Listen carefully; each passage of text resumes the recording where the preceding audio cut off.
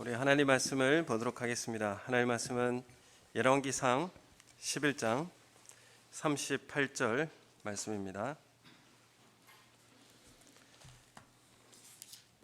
열왕기상 11장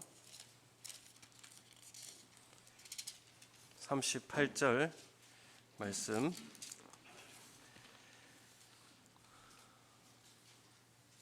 우리 같이 한 목소리로 읽도록 하겠습니다. 같이 읽겠습니다. 시작. 내가 만일 내가 명령한 모든 일에 순종하고 내 길로 행하며 내 눈에 합당한 일을 하며 내 종 다윗이 행함같이 내 율례와 명령을 지키면 내가 너와 함께 있어 내가 다윗을 위하여 세운 것 같이 너를 위하여 견고한 집을 세우고 이스라엘을 내게 주리라. 아멘. 반갑습니다. 오늘 교사 주일로 하나님 앞에 예배를 드리게 됩니다. 어쩌면 우리는 신앙 연수가 길어지면서 가르치고 본이 되는 일에 많이 세워지게 되어 있습니다. 그리고 그 사람들을 돌아봐야 되고 또 가르치는 입장에 서 있게 됩니다. 우리는 우리의 인생을 삶을 돌아볼 때에 잘못된 인생관에서 나오는 여러 가지 문제점들이 있다는 것을 알게 됩니다. 그 중에 한 세 가지를 한번 들어보면, 첫 번째 우리가 잘못 판단하는 것이 뭐냐면, 내가 계획하는 대로 내 인생은 될 것이다 라는 이 잘못된 생각이죠. 그리고 두 번째 문제는 내 삶은 오래 유지된다는 것입니다. 오래 살 것이다 라는 그런 생각입니다. 그리고 세 번째는 우리에게 많은 소유가 우리를 성공으로 이끌어 가게 될 것이다. 우리가 많은 것을 소유하면 행복해지고 성공하게 될 것이다 라는 것을 생각하게 되는 것입니다. 그래서 많은 소유를 우리가 얻기 위해서는 예측된 삶을 살고 싶고 또 영원한 삶을 살고 싶고 또 많이 소유하고 싶은 것입니다. 이것이 우리가 이 땅에 살아가면서 할 수 있는 잘못된 그런 선택의 길을 접어드는 원인이다, 이렇게 말씀드릴 수 있습니다. 우리가 예측되는 삶을 살고 싶은 거예요. 그리고 영원히 살고 싶고, 그리고 많은 것을 소유하고 싶은 것이 바로 우리가 가지고 있는 생각들입니다. 그렇지만 주님은 우리에게 뭐라고 말씀하시느냐 하면, 내일은 너희 것이 아니다, 이렇게 말씀하고 있습니다. 내일은 하나님께서 주관하시는 것이지 너희는 현재 일용할 양식을 위해서 살아라, 이렇게 말씀을 하고 계십니다. 그리고 주님은 너희는 반드시 죽는다, 이렇게 말씀하고 계십니다. 그리고 쌓아두지 말고 나누어 주라, 이렇게 말씀하고 있습니다. 이것이 주님이 우리에게 인생의 가치, 어떤 가치를 가지고 살아가야 할 것인지를 말씀하고 있는 내용입니다. 이것은 또한 우리의 인생에 살아가는 삶 동안에 이러한 것들을 통하여서 싸움을 계속하게 되어 있습니다. 우리가 그렇다면 우리와 우리의 자녀들에게 무엇을 가르쳐야 할 것인가? 주님께서 내일은 너희 것이 아니다. 그러니까 우리가 예측하고 싶고 계획하는 대로 살고 싶은 것이 너희 뜻대로 되지 않을 것을 말씀하고 있고, 또 오래 살 것처럼 살지만 너희는 그렇게 오래 살지 못한다, 이렇게 말씀하고 있고, 또 많은 소유가 너희를 행복하게 하거나 성공하게 하지 못한다라는 것을 말씀하고 있습니다. 먼저 우리가 이 소유에 대해서 생각해 본다면, 요즘에 살아가는 동안에 무엇을 가지고 있다, 그게 이제 부러움의 대상이 되고 성공의 척도가 되어집니다. 그런데 나는 이것을 가지지 못했다, 그렇게 하면 뭔가 잘못 살고 있는 것 같은 그런 시선을 받는 것 같습니다. 그래서 무엇을 많이 가졌느냐, 뭘 많이 소유했느냐, 이거에 따라서 행복의 척도가 가늠이 되느냐, 성공의 척도가 가늠이 되느냐, 그런 것은 아닙니다. 전에도 한번 말씀드렸는데 가장 소중한 것부터 버려라라는 그런 책에 나오는 이야기가 있습니다. 거기에 보면 한 여행자가 있었는데 여행 중에 따사롭게 내려쬐는 햇살을 받으면서 배에 앉아서 꼬박꼬박 졸고 있는 한 어부를 보았습니다. 그 여행자는 어부에게 왜 고기를 잡지 않고 졸고 있느냐 이렇게 물어봤습니다. 그러자 어부가 이렇게 대답합니다. 오늘, 내일, 모레 3일 동안 잡을 분량을 아침에 다 잡았기 때문에 지금 이렇게 여유 있게 있다 이렇게 자랑을 했습니다. 그래서 여행자는 이 이야기를 듣고 이해할 수가 없었습니다. 그렇게 물고기가 많이 잡힌다면 왜 더 잡으려고 하지 않을까 이렇게 여행자는 생각한 것입니다. 그래서 여행자는 그 어부를 위해서 사업 시나리오를 구상해 주었습니다. 우선 모터 달린 배를 구입하라. 그리고 물고기를 많이 잡아서 그것을 팔아서 그것으로 다시 물고기를 더 많이 잡아 물고기 가공 공장을 차려라. 그리고 국제 무역을 하는 것이 어떻겠느냐. 많은 고기를 잡아 가공 공장을 만들고 거기에 더해서 국제 무역을 하는 게 어떻겠느냐 이렇게 물었습니다. 여행자는 자신의 이 아이디어를 제공해 주면서 열광했습니다. 정말 이 좋은 사업인 것 같다 이렇게 생각을 했습니다. 그때 어부가 다시 이 여행자에게 묻습니다. 그러면 그 모든 것을 다 이루고 나면 무엇을 해야 됩니까? 여행자가 곰곰이 생각을 해보더니 이렇게 대답을 합니다. 그냥 한가로이 햇볕을 쬐면서 바다나 바라보면 되지 않겠습니까? 이렇게 대답을 합니다. 그러자 어부가 아니 그거는 벌써 지금 내가 하고 있는데 왜 그렇게까지 해서 또 그걸 해야 되느냐 이렇게 어부가 대답한 것이죠. 여러분 우리가 많은 것을 소유한다고 해서 성공의 척도가 되거나 행복의 척도가 소유의 많은 것에 있지 않다라고 분명하게 우리는 삶을 통해서 알 수가 있습니다. 누가복음 2장 12장 15절에도 보면 주님께서 우리에게 이렇게 말씀하십니다. 그들에게 이르시되 삼가 모든 탐심을 물리치라. 사람의 생명이 그 소유의 넉넉한 데에 있지 아니하니라. 이렇게 말씀을 하고 있습니다. 두 번째 우리가 살고 싶은 그런 방식은 예측되는 삶을 살고 싶습니다. 우리가 얼마나 모아두어서 또 미래를 내가 예측을 하고 또 그 안에서 편안하게 살고 싶은 것이 우리가 추구하고 싶은 방식입니다. 그러니까 노년에 돈이 얼마나 있으면 우리가 잘 살 수 있는가 그런 예측된 삶을 살고 싶은 것입니다.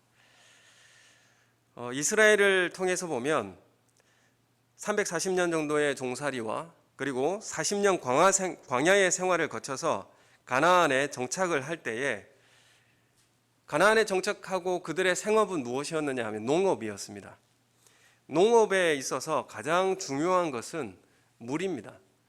그래서 가나안 땅에서 이스라엘 백성이 실패한 이유는 물이 필요할 때 공급할 수 있는 이 예측된 삶을 살고 싶은 것이었습니다.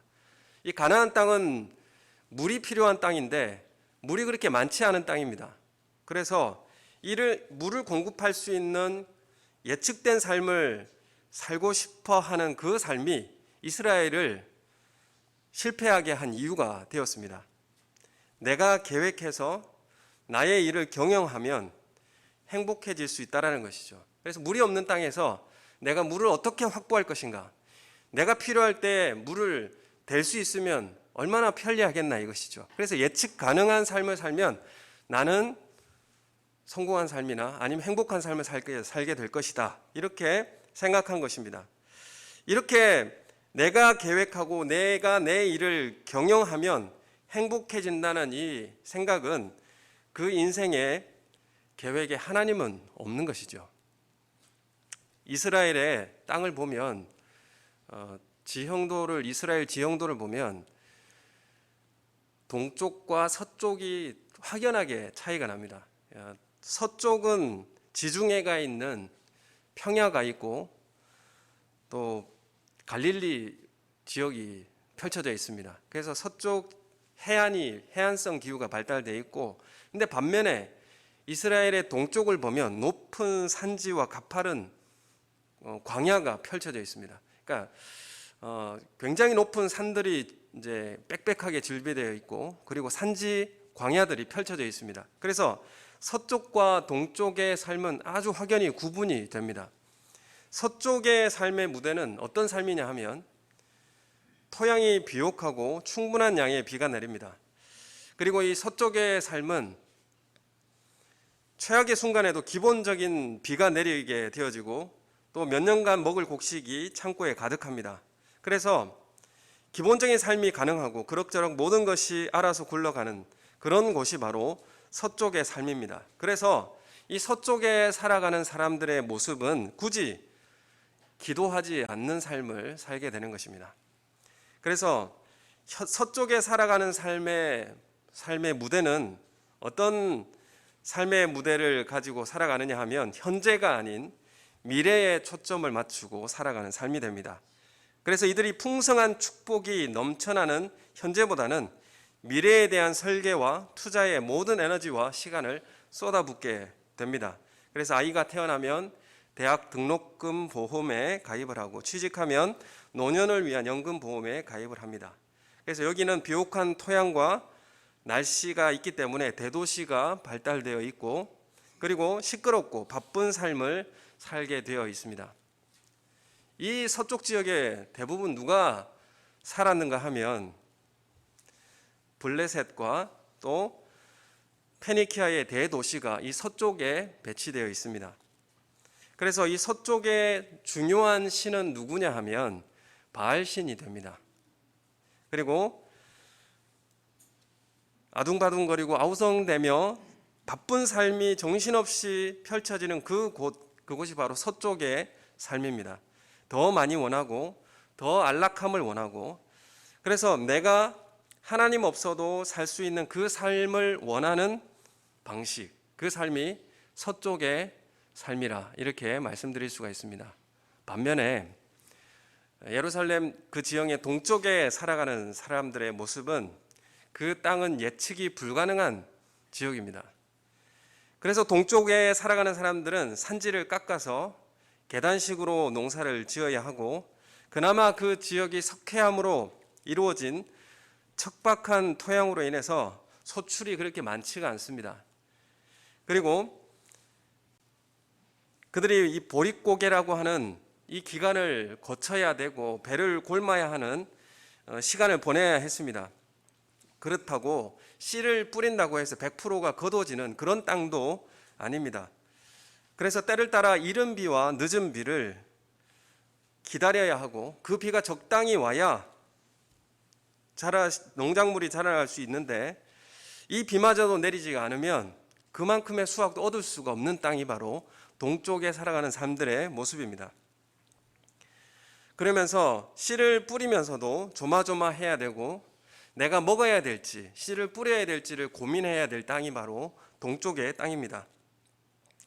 그래서 씨를 뿌리면 자동으로 추수가 되는 곳은 서쪽에 살아가는 삶의 모습이고, 동쪽에 살아가는 사람들은 상황이 아주 달랐습니다. 그래서 서쪽에는 이제 지중해성 연안의 기후이기 때문에 비구름이 쭉 오면서 거기 다 뿌리고, 동쪽에는 많이 뿌리질 못합니다. 그래서 이 서쪽에 쓰고 남은 부스러기로 버티고 살아가야 하는 곳이 바로 동쪽에서 살아가는 사람들의 모습이었습니다. 그래서 때를 따라 돕는 하나님의 은혜를 간구하는 기도의 줄이 끊어지면 생존이 가능하지 않는 곳, 그곳이 바로 동쪽의 삶입니다. 그래서 동쪽에 살아가는 사람들의 삶은 하늘을 쳐다보며 살아야 했습니다. 왜 하늘을 쳐다봐야 됩니까? 하늘을 향하여서 기도해야 합니다. 하나님, 우리에게 비를 내려주십시오 라고 기도해야만 살아갈 수 있는 그 땅이 동쪽의 땅입니다. 그래서 동쪽의 무대는 오늘 현재 하나님 우리에게 도움을 주십시오 라는 기도가 항상 드려지는 곳이 동쪽의 땅의 모습이고, 이 동쪽의 땅은 미래를 향한 어떤 저축이나 보험은 상상할 수도 없는 그런 땅이 바로 동쪽의 삶의 무대입니다. 그래서 이 동쪽에 살아가는 사람들의 삶은 힘들고 지친 삶이고, 그것으로 인해서 더욱 천국에 대한 갈망이 누구보다 뜨거웠던 곳이 바로 동쪽에 살아갔던 삶의 모습입니다. 이스라엘의 역사를 보면 서쪽에는 항상 블레셋 살았습니다. 그리고 동쪽에 척박하고 산지에 살았던 사람들은 바로 이스라엘 백성들. 사사기에도 보면 동쪽의 블레셋이 쳐들어와서 다 산지로 도망가서 그 산지에서 척박한 삶을 살아야 했던 이스라엘의 모습을 우리가 보게 됩니다. 왜 하나님께서 그 지형에, 그 땅에서 하나님께서 살게 하셨을까?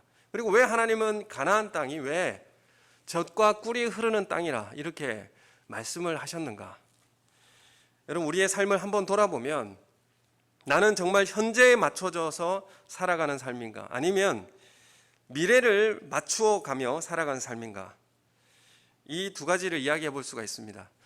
필요를 추구하며 살아가는 삶인가? 아니면 내가 요구하고 원하고 탐욕적인 삶을 살아가고 있는가? 이게 바로 현재의 삶인가 미래의 삶인가를 구분해 볼 수 있는 잣대가 되는 것입니다. 이 서쪽의 도시를 동경하고 서쪽의 도시를 분주하고 바쁜 그런 서쪽의 삶을 동경했던 사람이 있습니다. 그 사람이 삼손입니다. 삼손은 블레셋 문화에 기웃거리다가 두 눈을 뽑히고 포로가 되어서 비참한 최후를 맞은 사람이 바로 삼손입니다. 반면 이 동쪽 광야에서 연단과 훈련을 통해서 민족적 위기에서 이스라엘에게 소망이 되었던 많은 선지자가 동쪽에서 많이 나왔습니다. 그래서 서쪽에 거주했던 지파보다는 동쪽에 거주했던 그 척박한 곳에 기업을 받은 지파가 오랫동안 정체성을 유지하는 것을 우리가 확인하게 됩니다. 이 가나안 땅은 이른 비와 늦은 비를 기다리며 살아가는 땅이기 때문에 젖과 꿀이 흐르는 땅이 되는 것입니다. 왜 이곳이 젖과 꿀이 흐르는 땅이냐 하면 하늘을 바라보며 살아가야 하는 삶이기 때문에 그렇습니다. 하나님을 바라고 뜻을 구하며 요청하며 살아가는 삶이 바로 우리의 풍요로움이라 이렇게 말씀드릴 수 있는 것입니다. 여러분, 우리의 삶에 하나님을 향하여서 찾고 기도하는 삶이 잃어버렸다면 그것은 이미 우리는 서쪽의 삶을 더 추구하며 살아가는 삶이지 않는가, 우리는 다시 돌아볼 필요가 있습니다. 그래서 우리는 이 땅에서 살아가는 동안에 웅덩이를 파서 물을 가두지 않습니다. 웅덩이를 판다는 의미는 내 힘으로 예측하여서 살려고 하는 모습입니다.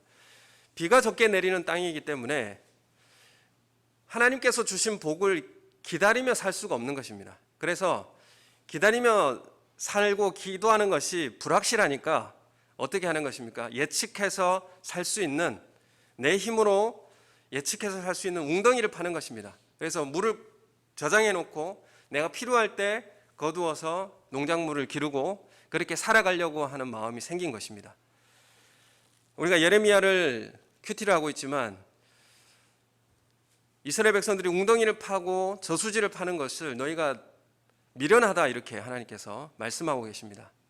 그곳이 지진이 많기 때문에 아무리 시멘트로 잘 발라놔도 조그만 크랙이 가면 물이 다 새버리고 맙니다.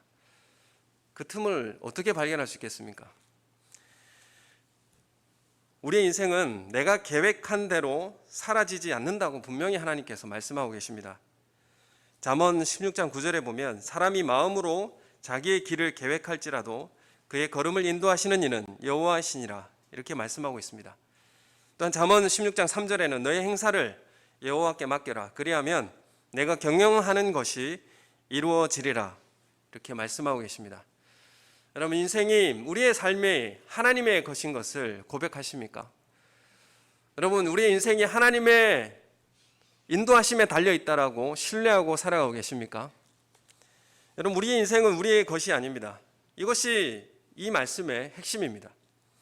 내 것이라고 여기고 나에게 깊은 사랑을 가지고 살지 말라는 의미가 여기에 담겨 있는 것입니다. 또한 우리는 생사를 주관하시는 분이 있다는 것을 기억해야 합니다. 누가복음 12장 19절에서 21절 말씀해 보면 또 내가 내 영혼에게 이르되 영혼아 여러 해 쓸 물건을 많이 쌓아두었으니 평안히 쉬고 먹고 마시고 즐거워하자 하리라 하되 하나님은 이르시되 어리석은 자여 오늘 밤에 내 영혼을 도로 찾으리니 그리하면 내 준비한 것이 누구의 것이 되겠느냐 하셨으니 자기를 위하여 재물을 쌓아두고 하나님께 대하여 부요하지 못한 자가 이와 같으니라. 아멘. 이렇게 말씀하고 있습니다. 그렇다면 우리가 가장 필요한 것이 무엇입니까? 물질을 많이 쌓아두는 것도 우리에게 중요한 문제가 아니고 또 예측 가능한 삶을 추구하며 살아가는 것도 우리 인생에 유익하고 또 행복이나 성공을 가져다 줄 수 없다라는 것을 분명하게 말씀하고 있습니다. 그렇다면 우리에게 가장 중요한 것은 무엇이냐면 우리의 삶에 정말 하나님과 밀접한 관계를 가지고 있느냐입니다. 여러분 정말 하나님 필요하신가? 정말 하나님이 내 삶에 필요하신 존재인가? 내가 원할 때만 하나님 앞에 제가 이거 부족합니다. 이거 좀 이루어 주십시오. 이렇게 수단처럼 우상처럼 그렇게 살아가고 있는 우리의 모습은 아닌가? 이것이 바로 서쪽의 삶의 모습입니다. 성령 하나님의 생기를 잃어버린 사람, 하나님의 생기를 우리가 성령의 생기를 잃어버린 사람은 짐승과 같은 삶을 살아갈 수밖에 없습니다. 짐승도 흙으로 만들었고 우리도 흙으로 만들었습니다. 짐승과 우리가 다른 점이 뭡니까? 성령 하나님의 생기가 우리 가운데 불어넣어 주어서 우리가 사람이 된 것입니다. 사자는 배부르면 동물을 잡아먹지 않습니다. 쌓아두지 않는다는 것이죠. 예수님은 포도나무이고 우리는 가지가 되어서 붙어 있어야 합니다. 그래서 우리는 하나님께 종속적입니다. 명령과 규례와 법도로 항상 종속되어져 있어야 합니다. 그게 우리의 축복이요. 그게 우리의 삶의 인생이 적과 꿀이 흐르는 땅으로 만드는 비결이 되는 것입니다. 우리가 예측 가능한 삶을 살려고 하고 또 그래서 우리가 축적하고 쌓아두는 것으로 내 인생을 내가 책임지려고 하는 그 순간 하나님은 우리의 삶에서 멀어질 수밖에 없는 것입니다. 하나님께 종속되었다라는 것에 대한 가장 대표적인 것을 뭐라고 말씀드릴 수 있냐면 순종이라 이렇게 말씀드릴 수 있습니다. 그래서 내 삶은 내가 계획하는 대로 사는 것이 아니고 하나님의 말씀 아래 종속되는 것이, 순종하는 것이 행복이라 그렇게 말씀하고 있습니다. 여러분, 그래서 여러분의 삶을 하나님의 말씀에 종속되어지는 순종하는 삶을 살아가시는 우리 성도님 되시기를 소원합니다.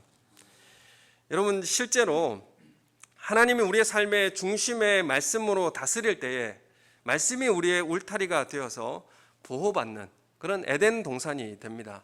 지금 우리 구약성경대학에 할 때 창세기 하고 있지 않습니까? 그 에덴 동산의 중심에 선악을 알게 하는 나무와 생명나무가 있습니다. 그 나무를 하나님의 명령이죠. 먹지 말라. 이 명령이 지켜질 때에 그 동산이 에덴 동산이 되는 것입니다. 그리고 그 에덴 동산이 우리를 지켜주는 울타리가 되어지고 구별된 하나님의 백성이 된다는 것을 말씀하고 있고, 그것이 생수가 흘러넘치는 내 강의 기원이 되는, 동서남북으로 생수를 뻗어나가는 그 생수의 근원이 되게 된다는 것입니다. 그래서 실제로 이 순종한다는 말이 어떤 의미가 있느냐 하면, 히브리어에는 그러니까 구약 성경에는 순종이라는 우리의 한글과 1대1로 대응되는 그런 단어가 없습니다. 그래서 구약 성경에 나오는 이 순종이라고 하는 의미는 히브리어로 듣다라는 의미를 순종으로 우리가 번역해서 사용하고 있습니다.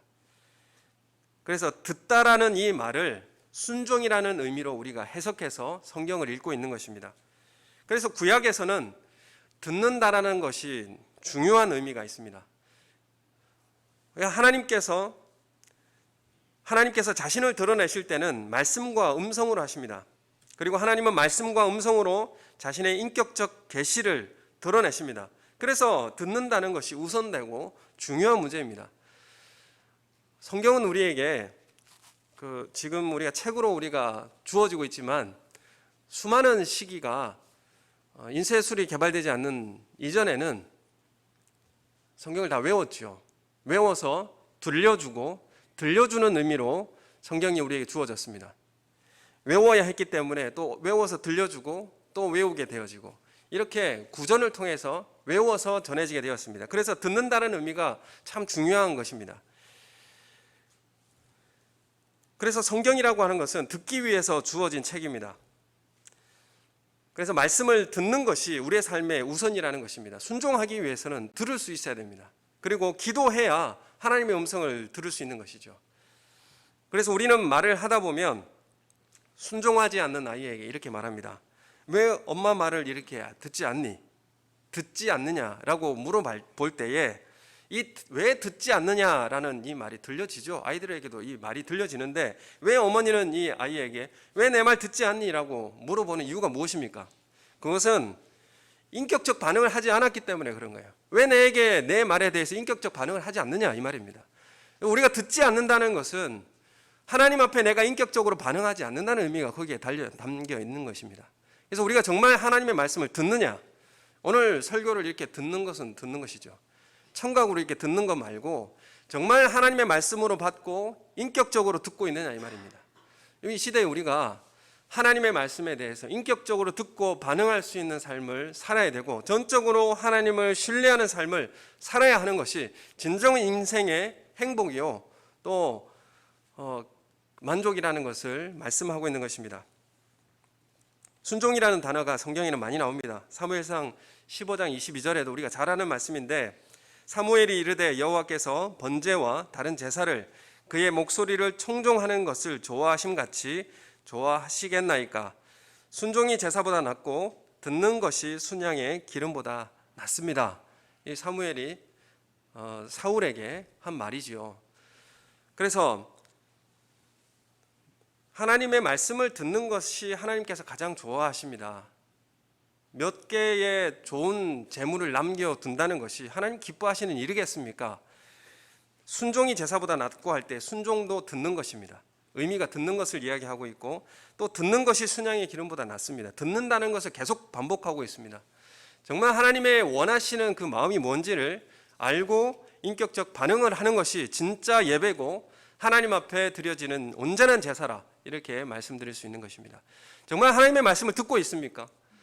하나님의 말씀에 듣고 있다는 것은 하나님의 의도를 알고 계셔야 되고 하나님 뭘 좋아하시는지를 알고 계셔야 돼요.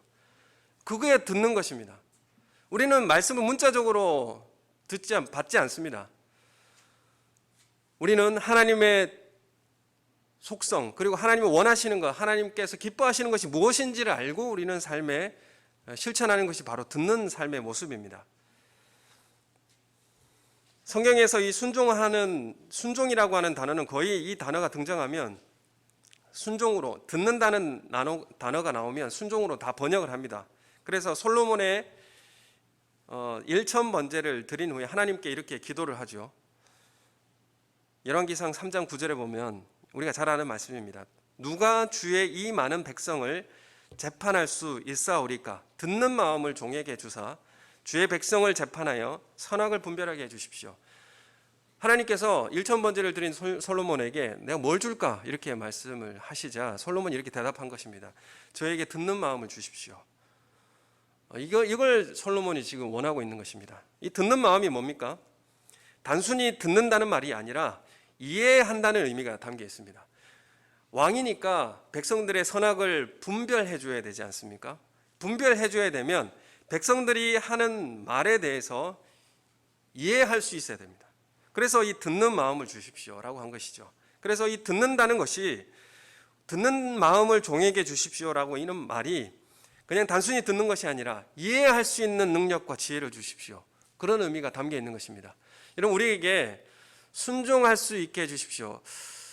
이게 사실은 순종은 우리가 해야지 하나님께서 우리를 순종하게 해주십시오라는 기도도 약간 문장에 어폐가 있기는 있지만 우리가 정말 하나님의 말씀을 이해하게 해주십시오. 이해할 수 있는 지혜를 주십시오. 이렇게 기도하는 것이 더 좋은 기도인 것 같습니다.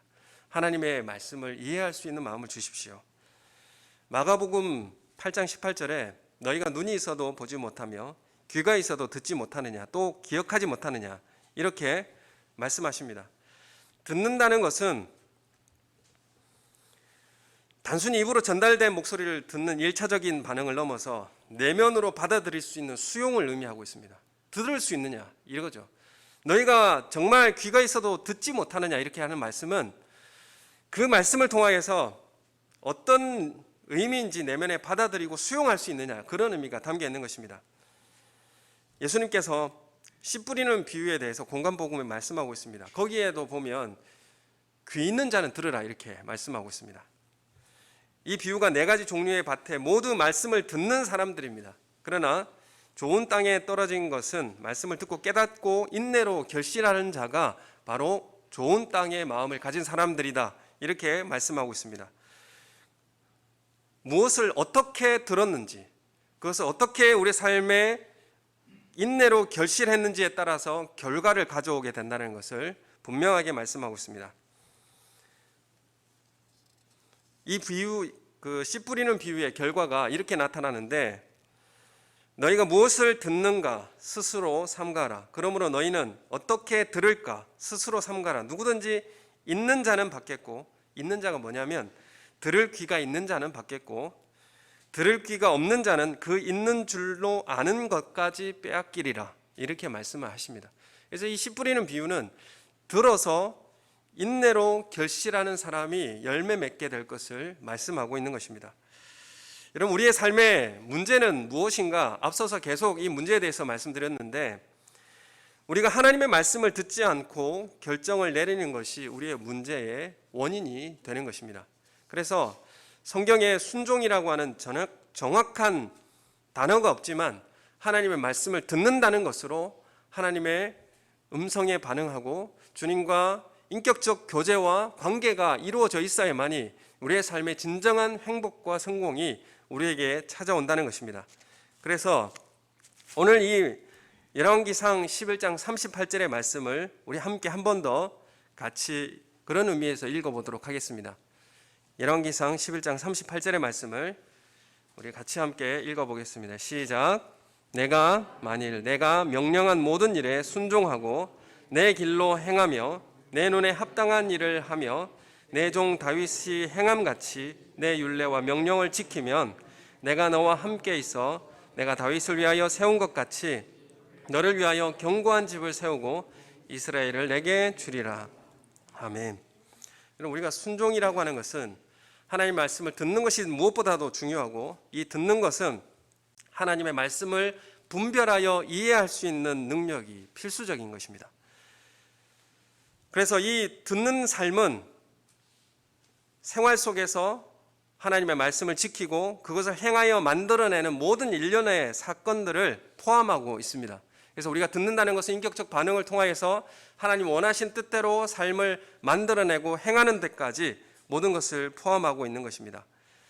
그래서 우리가 마태복음 22장 37절 말씀해 보면 예수께서 이르시되 내 마음을 다하고 목숨을 다하고 뜻을 다하여 주 너희 하나님을 사랑하라 이렇게 말씀하셨는데, 목숨을 다하여서가 먼저 같지만은 목숨을 다하여서가 먼저 나오지 않습니다. 뭐가 먼저 나오냐면 마음을 다하라 이렇게 말씀하고 있습니다. 우리가 듣는 마음이 우리 가운데 있고 그리야 할 때에 목숨 주는 사랑을 할 수 있는 것입니다.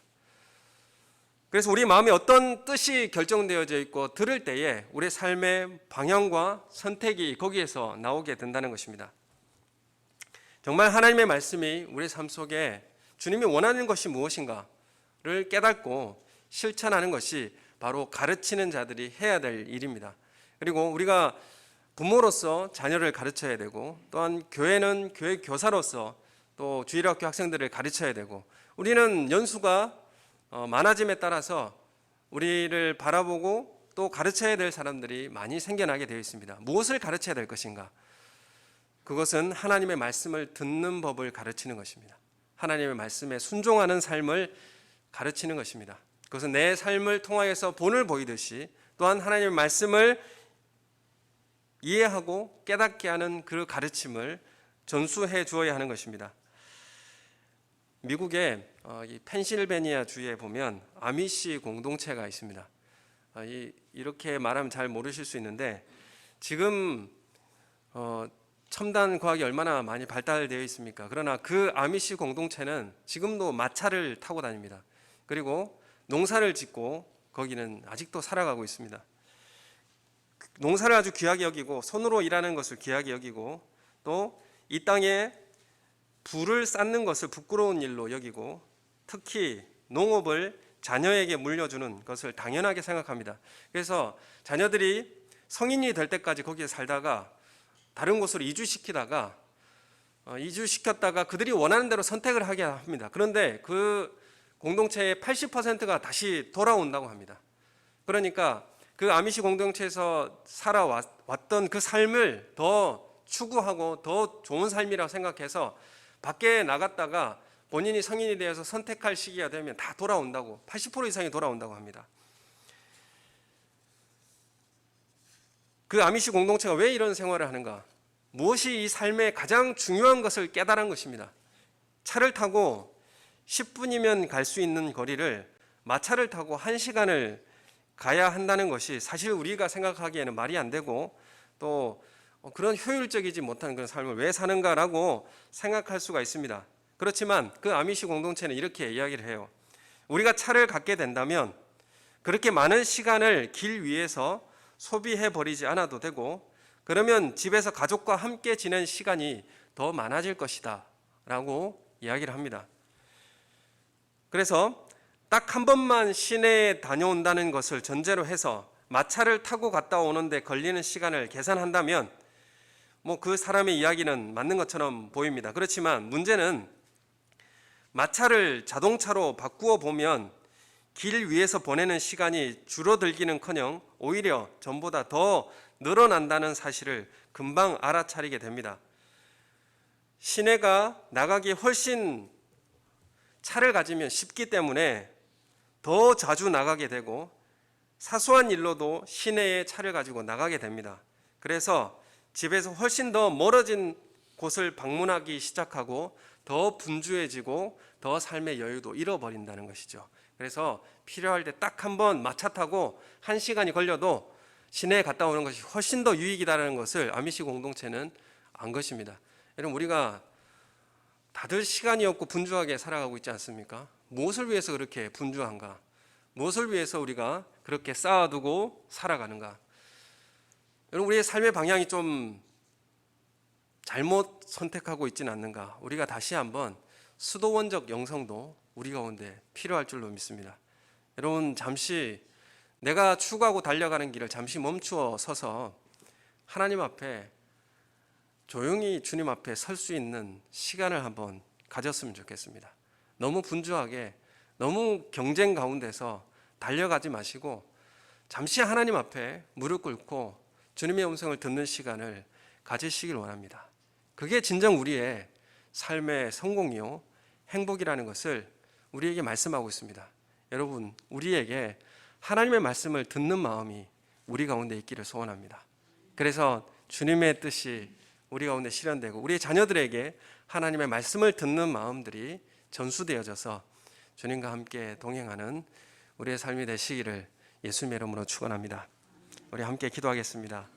하나님, 우리가 하나님 없이도 살 수 있다라고 살아갔던 모든 삶을 뒤로하고 주님의 음성에 잠시 분주한 삶을 내려놓고 주님 앞에 다시 서기를 원합니다. 우리가 빼앗겼던 모든 것들이 다시 되찾게 해주시고 우리가 또한 가르치는 자로서 무엇을 자녀들에게 가르쳐야 될지를 분명하게 이해하고 하나님 앞에 나아가는 귀한 시간들로 우리로 회복시켜 달라고 우리 다 같이 함께 한 목소리로 기도하겠습니다. 하나님 아버지 은혜를 감사합니다.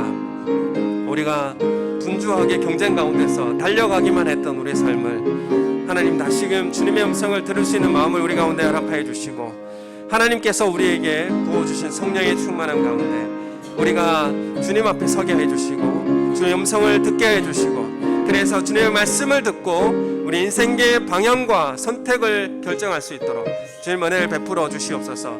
우리가 말씀 앞에서 우리가 하나님 앞에 분별하며 또한 선택을 하게 되어지고 주님과 함께 동행하는 삶이 우리 가운데 주어지게 해주시옵소서. 우리 자녀들에게 하나님의 음성을 들을 수 있는 마음을 허락하여 주시고 또한 그 하나님의 말씀을 통하여서 그들의 자녀들의 삶 속에 예수 그리스도가 주 되신 삶을 살 수 있도록 인도하게 해 주시옵소서. 그런 삶이 되도록 자녀를 인도하게 해 주시옵고 가르치게 하여 주시옵소서. 그래서 우리가 주님 안에 교사가 되게 해 주시고 좋은 교사가 되어서 하나님 앞에 인도하는 삶이 될 수 있도록 축복하여 주시옵소서.